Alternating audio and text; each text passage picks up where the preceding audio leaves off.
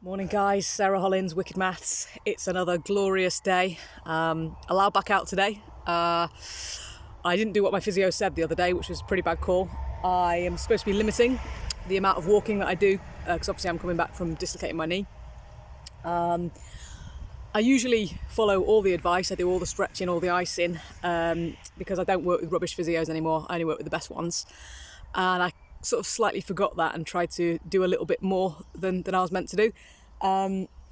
Because many previous physios kind of get you to do the minimum because they're worried about setbacks and worried about being sued and all that kind of rubbish. Whereas the guy I work with now, I owe a bit more respect to because he's always pushed the envelope, always pushed it as hard as we can push it, as hard as we dare push it in terms of getting back to fitness, full fitness as quickly as possible. So yeah, I was a bit of my bad yesterday. So I stayed in and did what I was told, and I'm back out today and we've done 200 metres. I'm absolutely knackered. All I've done is walk 200 metres and I'm exhausted. I've just stopped at a gate to have a rest, and then I'm going home. So yeah, if going from running 50 kilometres to not being able to walk properly 200 to 300 metres is pretty shocking in the space of about 2.5, 3 months. But we're not crying in our beer about it.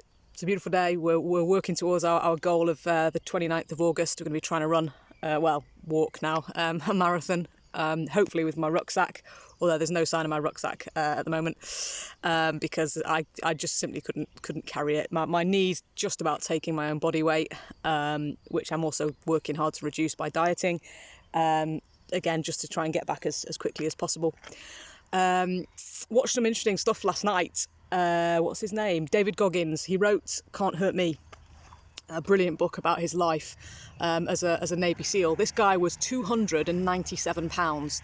He weighed 297 pounds and he had 3 months to lose 106 pounds. 106 pounds in kilograms, you divide by 2.2. Can't do that in my head, but I can divide by 2. So what's that? 53. So he lost somewhere around 53 kilograms. That's 53 bags of sugar. He had to lose that in 12 weeks in order to even be put forward for the selection for the Navy SEALs. And his story just begins there. It's an absolutely remarkable story. It's a brilliant book. I strongly recommend it. But the key thing that I took out watching him in a documentary yesterday was he talks about people quit at 40%. The body has so much more that the mind will cut you out at 40%. When you're 40% done, you think you're knackered, you think you're finished, you think you've given 80%, 90%. You haven't. You've given 40%. And he's absolutely convinced of this, and he goes and gives loads of examples from his life where he's been able to run 100 miles without any proper training, and do all kinds of crazy endurance feats. There's some interesting stuff about how many pull-ups, chin-ups he was able to do. Absolutely extraordinary.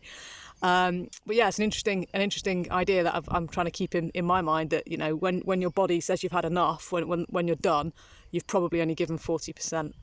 So I'm not really sure my physio is going to be too happy with that kind of mindset right now. For now, I'll just do what he says, but once I'm fully fit, that's something I'm looking forward to exploring, that when you think you're done, you're only 40% done. You know what I'm going to say? I always say it: plan ahead, get ahead, stay ahead. See you later.